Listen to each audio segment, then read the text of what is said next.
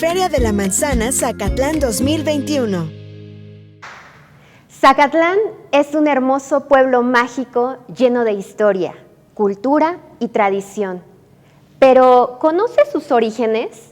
Te invito a que hagamos un recorrido y viajemos por el tiempo, dando un acercamiento histórico en donde nuestro municipio fue y tuvo notables participaciones durante momentos importantes.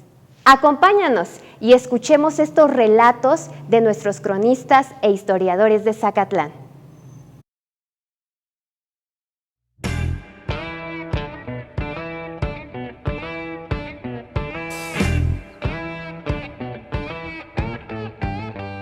El municipio de Zacatlán, en el estado de Puebla, es un lugar que deslumbra por su belleza. Paisajes naturales de gran verdor, majestuosas cascadas, montañas impresionantes y extensos huertos de manzanas son muy característicos de la zona.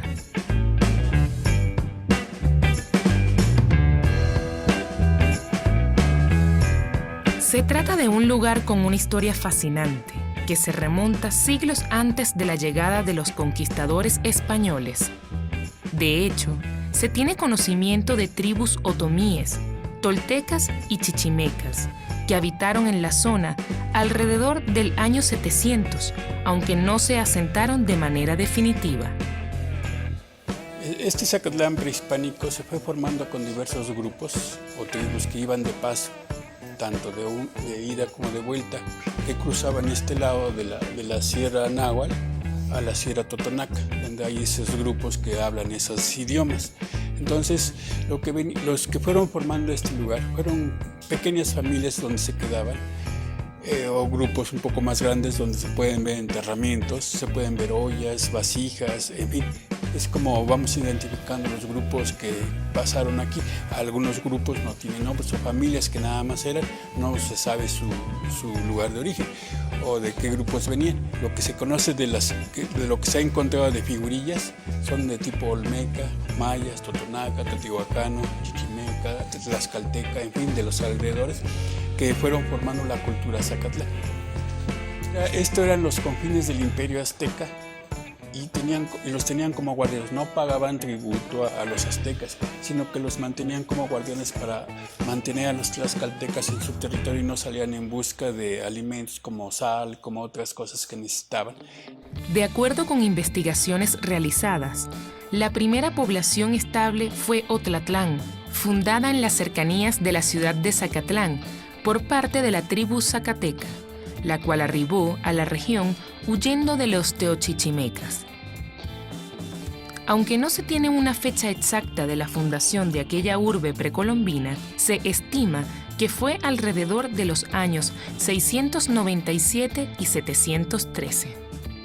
La selección de aquel paraje obedecía a que las montañas brindaban una protección adecuada ante los ataques de otras etnias abiertamente hostiles.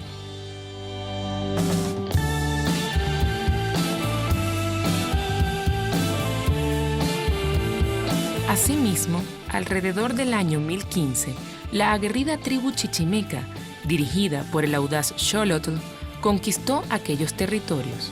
Estos dominios fueron heredados por los nietos del mítico Xolotl, Atenamitic y Totztequihuatzin. El primero tomó el poder de Atecatzin y el segundo asumió las riendas de la antigua Zacatlán. Durante el auge de la cultura tolteca, la región fue parte del señorío de Tulancingo y, tras la caída, Zacatlán se convirtió en una provincia independiente. En el siglo XV, Zacatlán cayó bajo la influencia de los mexicas, como parte de su vasto imperio. El señor Texcoco, Culhua, fue quien tomó la región, incorporándola a los dominios de la Triple Alianza. En aquellos años, la mayor parte de la Sierra Norte de Puebla era llamada Zacatlán, lo cual indica la importancia que tenía la zona para las autoridades mexicas, hasta tal punto que los campos de la región fueron escenarios de cruentas batallas entre los tlaxcaltecas y los mexicas, ya que los primeros buscaban obtener una salida al mar que les era prohibida por los aztecas. La subordinación de las tribus que poblaban Zacatlán al poderío mexica quedó de manifiesto cuando sus jerarcas acudieron a la inauguración del Templo Mayor de Ciudad de México, en febrero de 1487. En esa ocasión, ofrendaron a los jerarcas aztecas con valiosos regalos. A comienzos del siglo XVI, Zacatlán estaba poblado principalmente por tribus de la lengua náhuatl, aunque también había otros grupos étnicos minoritarios, tales como otomíes y totonacas. Zacatlán es un pueblo muy antiguo. Fray Juan de Torquemada, que fue prior del convento de Zacatlán en 1601, supo a través de la voz de los antiguos totonacos que ellos habían sido los fundadores de este lugar. Él describe que los totonacos vinieron de Teotihuacán a la costa y en su paso fundaron Zacatlán. Estamos hablando aproximadamente del siglo VII, entre el 600 y el 700. Así que desde el siglo VII al siglo XII hubo una población variada entre totonacos y chichimecas. También pasaron por aquí los toltecas en su camino hacia el sur, porque venían de Tula y se fueron hacia Yucatán. Todos sabemos que Chichén Itzá es una construcción que tiene influencia de los toltecas del centro del país. Bueno, pues pasaron por aquí. Pero ya finalmente, en la etapa del dominio mexica, Zacatlán fue privilegiado de ser un pueblo no sojuzgado. Y no fue sojuzgado porque Nezahualcóyotl había encontrado aquí, Nezahualcóyotl era chichimeca, había luchado por recuperar su trono y los zacatecos lo apoyaron. La hegemonía mexica se mantuvo hasta que fueron derrotados por los conquistadores españoles. Los territorios que se encontraban bajo la influencia de la Triple Alianza fueron tomados por los europeos. En 1520, el conquistador Hernán López de Ávila arribó a la zona de Zacatlán, enviado por Hernán Cortés. De acuerdo con los cronistas de la época, a diferencia de otras regiones del territorio novohispano, en Zacatlán no hubo resistencia por parte de los indígenas, quienes aceptaron sellar la paz con los españoles. Aquí lo que ocurrió es que estando Cortés en Tlaxcala preparando la reconquista de Tenochtitlan, porque ya había estado en Tenochtitlan, pero había sido expulsado por los mismos mexicas, preparó la reconquista en Tlaxcala, construyendo bergantines, y ahí se enteró de este espacio y mandó una brigada de soldados encabezada por Hernán López de Ávila. Y llegaron aquí en 1520, un año antes de la caída de México Tenochtitlan, y se reconoció el sitio. La narrativa de las relaciones de Huitlalpan dice que llegaron los españoles y los indios los recibieron en paz. O sea, no hubo conquista, hubo acercamiento cultural y posteriormente, ya cuando vino la evangelización, pues todo este territorio que evangelizaron los franciscanos de Tlaxcala fue incorporándose al proceso de dominio de los españoles. Durante el período colonial, en Zacatlán se registraron algunos hechos de importancia que, sin embargo, no alteraron la tranquilidad y el sosiego del lugar.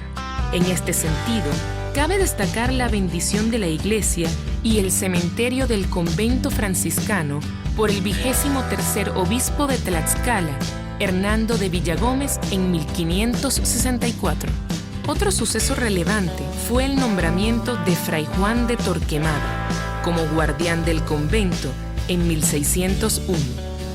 Aunque algunos indígenas denunciaron a este religioso por maltrato, también es cierto que siempre se mostró interesado por la historia de los pueblos originarios mexicanos, recopilando códices y escribiendo importantes obras sobre estas culturas precolombinas. De hecho, Juan de Torquemada es considerado como uno de los primeros estudiosos de la historia antigua mexicana, además de realizar aportes significativos para la comprensión gramatical de la lengua náhuatl. Uno de los primeros lugares donde se fundó Zacatlán, porque hay una primera fundación, es el lugar que se conoce como Los Paredones. Ahí hubo un pequeño convento. Con el paso del tiempo, el lugar sufrió un incendio. Entonces tuvieron que cambiar el lugar al lugar que ahora conocemos. Y desde ahí, a partir de la cuadra o retícula que se hizo para la formación de la población, es como surge Zacatlán, pero el Zacatlán colonial, el primer Zacatlán colonial, en una zona prehispánica con más de 2.500 años de historia. Se funda el primero por franciscanos que venían de Tlaxcala. Lo mismo hicieron de este lado, los franciscanos fundaron la población, haciendo la cuadrícula española para la fundación de poblaciones, y dependiendo de los tipos de lugares es como hacían el tiraje de las calles.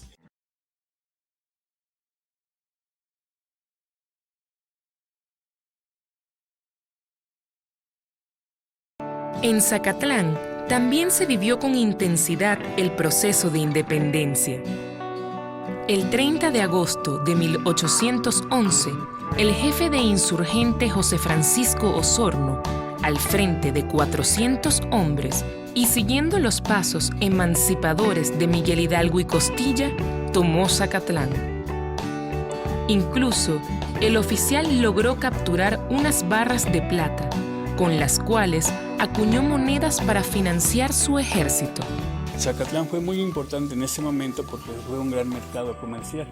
Por eso cuando Osorno, en la época de la independencia, asalta y toma la ciudad, en ese momento Villa, se da cuenta de los recursos que le podría tener para poder pagar los gastos de la lucha por la independencia, y lo convierte en un gran lugar, uno de los dos grandes lugares en la Intendencia de Puebla, que fueron los que apoyó en su momento a Hidalgo y en su momento a Morelos, hasta las últimas consecuencias. En este lugar, en La Barranca, en San Miguel Tenango y otros puntos, se acuñó moneda para solventar los gastos de la independencia de Morelos. Todo lo que salía de aquí, de plata, de oro, que había en las minas de San Miguel, fueron a parar a manos de Morelos, de Allende y de otros personajes históricos de la historia de México, para poder pagar los gastos que se requerían en ese momento. También se hacían fusiles, cañones, espadas, culebrinas y un montón de armas del momento para poder hacer la lucha contra los realistas que se estaban apoderando del lugar. Unos años después, el 13 de junio de 1814, es recibido con entusiastas señales de júbilo el general Ignacio López Rayón, quien fuera hombre de confianza del cura Hidalgo y que además tomó las riendas del movimiento insurgente tras la muerte del padre de la patria. Sin embargo, a los pocos meses la plaza es retomada por el coronel Luis del Águila, motivando la huida de los independentistas. En 1821, las fuerzas patriotas recuperan Zacatlán, de la mano del general Nicolás Bravo, quien posteriormente tendría una destacada vida pública en el México independiente, al asumir la presidencia de la República en 3 oportunidades. Zacatlán se convierte en base de operaciones de Bravo. Desde allí, amplía sus acciones militares, apoderándose de Tulancingo y llevando a cabo audaces maniobras castrenses en favor de la emancipación mexicana. Va a ser Zacatlán un bastión de lucha durante casi 6 años. Estamos hablando de 1811 a 1816, 17, que es cuando ya Osorno se apega al indulto.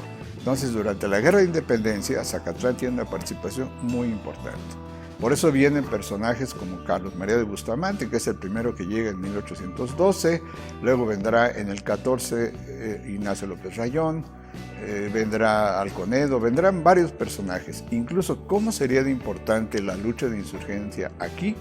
Que los realistas tuvieron que mandar 2,000 hombres para capturar a los insurgentes de Zacatlán. Tras la independencia, Zacatlán también es escenario de sucesos de importancia.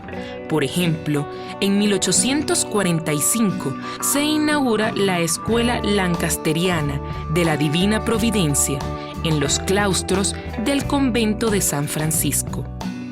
Un año después, en 1847, ante la invasión estadounidense, el gobierno del estado concedió amplias facultades al Ejecutivo, el cual decide trasladarse a Atlixco, Matamoros y Zacatlán, a fin de ejercer sus funciones. Ese mismo año se firma el decreto que otorga al lugar el título de ciudad.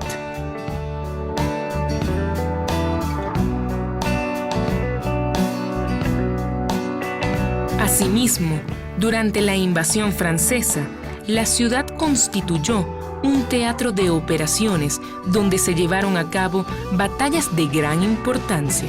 Prueba de ello fue la digna actuación de la Infantería de la Guardia Nacional de Zacatlán, cuyos integrantes marcharon para incorporarse al Ejército de Oriente, que se reunía en Puebla para defenderla de los franceses.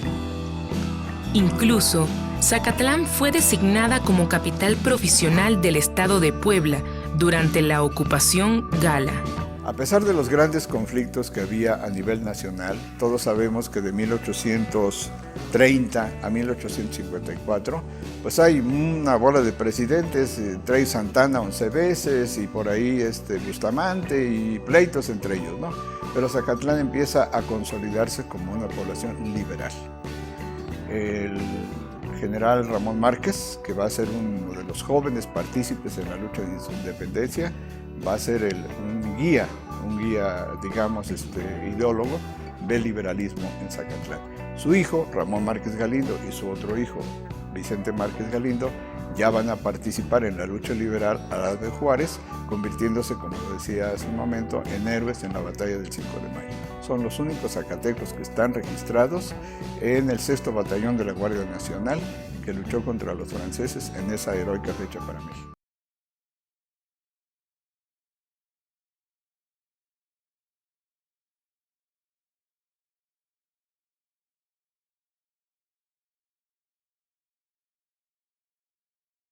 Otro periodo de importancia histórica para México, que se vivió con intensidad en Zacatlán, fue el de la Revolución. Destacados líderes de aquel movimiento protagonizaron acciones que resultaron trascendentales para el curso de los acontecimientos. Se puede decir que el 12 de abril de 1911 marcó el inicio de la participación de Zacatlán en la Revolución Mexicana. Zacatlán, apoyado por dos personajes que nacen en Coahuila y en Otlatlán, que son los Barrios, el general Gabriel Barrios y el general Márquez Escobedo Emilio, es como entran a la revolución. Tengo los periódicos donde hablan del suceso y cómo fueron recibidos aquí. Pensaba en ese momento que les habían dicho que el ejército revolucionario se comía a la gente viva, pues para espantar a los incautos en ese momento, pero vieron que entraban ordenadamente y fue ese momento en que Zacatlán entra a la lucha, pero no fue de forma abierta porque el pueblo estaba controlado por 5 personajes, como siempre, el cura, el maestro, un periodista y otros 2 que le llamaron el Círculo Pentateuco Zacateco, porque eran los únicos que dominaban, el jefe político y el presidente municipal, quienes dominaban la situación, y lo que ellos ordenaban era lo que se tenía que hacer en el pueblo. Y la gente pues, no era tomada en cuenta. Por eso es que Zacatlán, en el momento de la Revolución Mexicana, no entró de lleno a la lucha por culpa de esos personajes. Tras este periodo convulsionado, se vivió una etapa de estabilidad que incidió en el desarrollo integral y en la construcción de sociedades modernas. En Zacatlán también comenzó un periodo de progreso que se ha mantenido hasta la actualidad. Después de la Revolución, Zacatlán va a vivir transformaciones lentas, quedaba aislado, no había carreteras, la población le costaba mucho trabajo salir a la Ciudad de México, tenía que irse en carretera de aquí a Chignahuapan, tomaba un trenecito a Muñoz y de Muñoz a México, se hacía todo un día. Se luchó mucho en los años 30 por darle carreteras a Zacatlán y se establecieron finalmente entre la década de los 30 y los 40 las carreteras que van hacia Pisaco y hacia Aguazotepec y Tulancingo. Ya establecidas a partir de esa etapa, de esa década de los 30 a los 40, Zacatlán empieza a despertar nuevamente. Se crea la primera Feria de la Manzana en 1941 y a partir de ahí Zacatlán empieza un desarrollo muy importante. Además de la riqueza histórica, Zacatlán posee una serie de lugares que lo hacen sumamente atractivo para el turismo. Sitios de gran valor arquitectónico que reflejan parte de la idiosincrasia de Zacatlán, como por ejemplo la profunda devoción cristiana de los habitantes del municipio. En este sentido, es importante destacar la parroquia de San Pedro y San Pablo y el exconvento franciscano.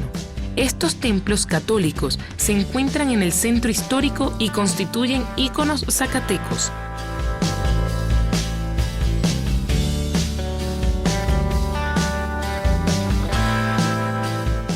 En cuanto a la parroquia de San Pedro y San Pablo, esta se construyó por órdenes del obispo Juan de Palafox. Posee un estilo barroco indígena y cuenta con diversos motivos ornamentales, concebidos para llevar a cabo la labor evangelizadora de los pueblos originarios. Igualmente, sorprende la capilla dedicada a la Virgen de Guadalupe, con llamativos cuadros relacionados con la Madre de Jesús y su encuentro con el indio Juan Diego, los cuales poseen leyendas en náhuatl.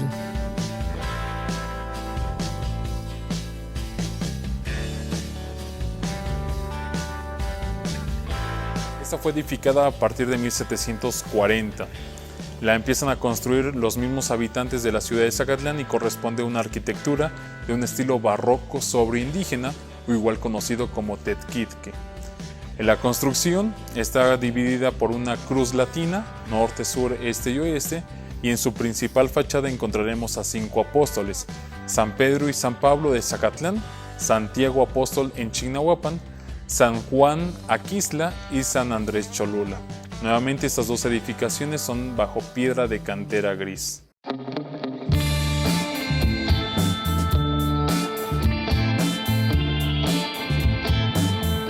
Por su parte, el exconvento franciscano fue erigido en honor a San Francisco de Asís entre 1562 y 1567. La Orden de los Franciscanos se encargó de la monumental obra, la cual fue hecha en piedra, con techo a 2 aguas y viguería de madera. Se trata de uno de los primeros templos católicos del continente americano y uno de los más antiguos donde todavía se lleva a cabo ceremonias religiosas. Ha sido restaurado en diversas ocasiones para reducir la acción inclemente del tiempo y del clima sobre la estructura. El convento franciscano o templo conventual franciscano es una edificación de un estilo renacentista. En la parte interna podemos encontrar un espacio basical dividido por 3 naves, la nave central más 2 laterales. Si nos metemos más a profundización, en el año 2009 vino el Instituto de Antropología e Historia a recabar información desde el siglo XVI y se encontraron con los famosos frescos del convento franciscano. ¿Qué son los frescos? Era la forma de dibujar en aquel entonces y poder comunicar lo que querían enseñar, que era a través de dibujos. Si nos adentramos a esa edificación vamos a encontrar unas estupendas cenefas, las cuales tienen figuras fitomorfas en forma de enredaderas, con algunos animalitos, temazates o pequeños venados. Igual encontraremos algunos gallos y caracoles.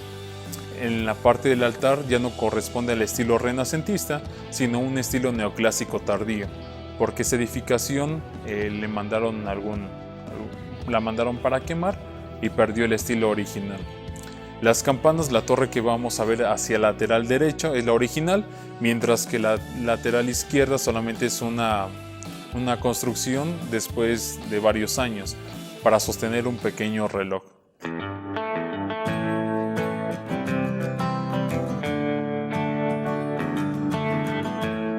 También es importante señalar el claustro cultural donde actualmente funciona la Casa de la Cultura. Este espacio es ideal para compartir en medio de un ambiente cargado de paz. En el patio interno del inmueble destaca la Fuente de las Sirenas, de estilo rococó y construida en piedra volcánica. Los 2 recipientes de la fuente están adornados con rostros querúbicos y demoníacos, propios del período gótico y que recuerdan a las famosas gárgolas que engalanan algunos templos católicos de este estilo arquitectónico.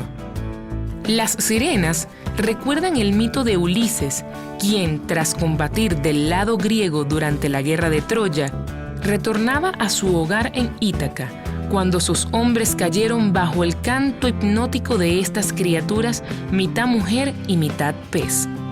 La fuente es un ejemplo de sincretismo, tanto en su estilo como en sus adornos, pues resume tendencias escultóricas, conjugando además elementos católicos con íconos propios de las antiguas leyendas griegas. En el claustro cultural se encuentran salas de exposiciones donde se lleva a cabo muestras de pintura y fotografía. Asimismo, sirve de sede para el Museo Regional Luciano Márquez Becerra, donde se aprecian piezas de alto valor para la historia local, regional y nacional. ¿Qué te pareció esta cápsula? Yo creo importante, interesante, ¿verdad? Agradecemos mucho la presencia de cada uno de ustedes que se encuentra en sus hogares y los invitamos a que sigamos en esta Feria de la Manzana Zacatlán 2021, relatando y conociendo cómo nuestro pueblo y hermoso, bello, mágico del municipio de Zacatlán día a día va albergando cultura, tradición y misticismo. Feria de la Manzana Zacatlán 2021.